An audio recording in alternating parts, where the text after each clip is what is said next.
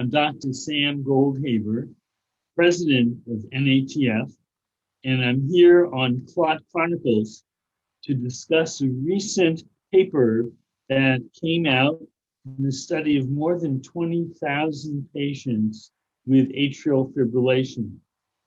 This study looked at the consequences of discontinuing anticoagulation.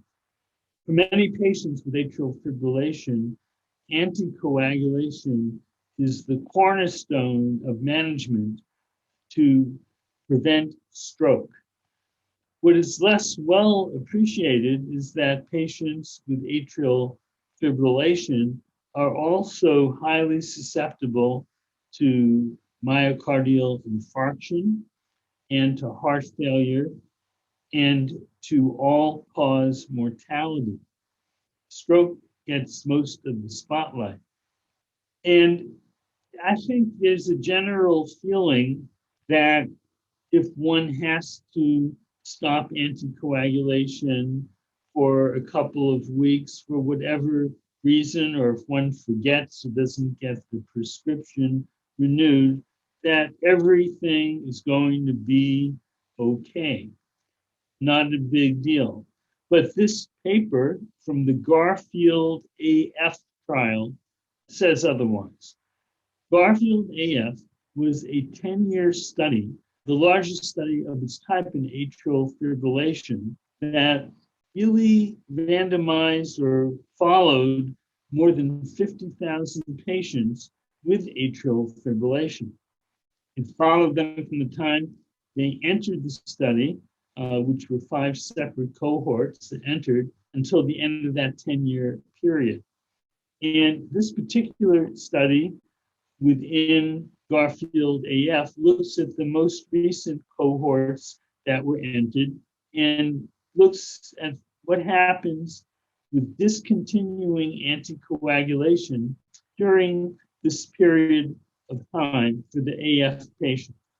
So there are several important lessons from this. First, most of the discontinuation, between 35 and 40% of the discontinuation, occurs within 4 months of the initial prescription of an anticoagulant. That means for us clinicians, we have to be particularly vigilant about adherence to anticoagulation during this fragile period of time. And I think it's not just physicians, it's family members, other healthcare providers, and friends. The second, this study, a multinational study from about 30 countries, showed that the United States had next to the highest rate of discontinuation of any other country.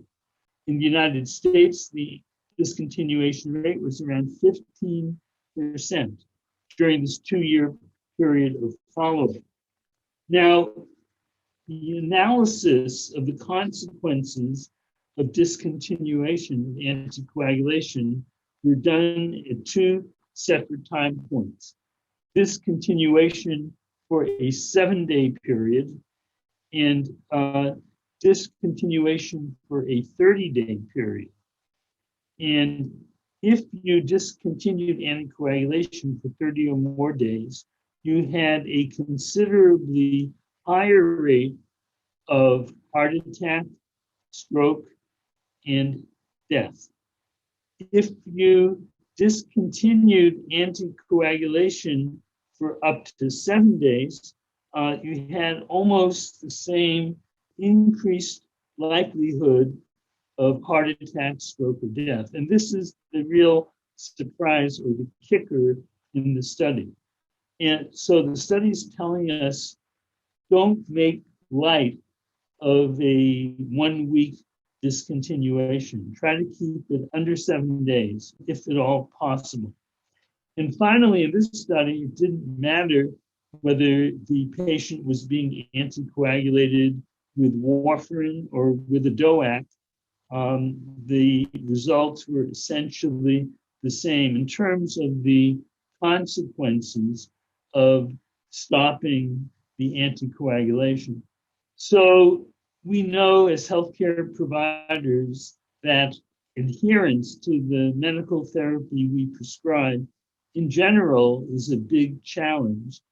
And this paper from GARFIELD-AF, published in the Journal of Thrombosis and Hemostasis, is telling us keep an eye on patients, especially during the first 4 months after anticoagulation is prescribed, and try at all costs to keep any period of discontinuing anticoagulation to less than 7 days. This is Dr. Sam Goldhaber signing off for Clot Chronicles.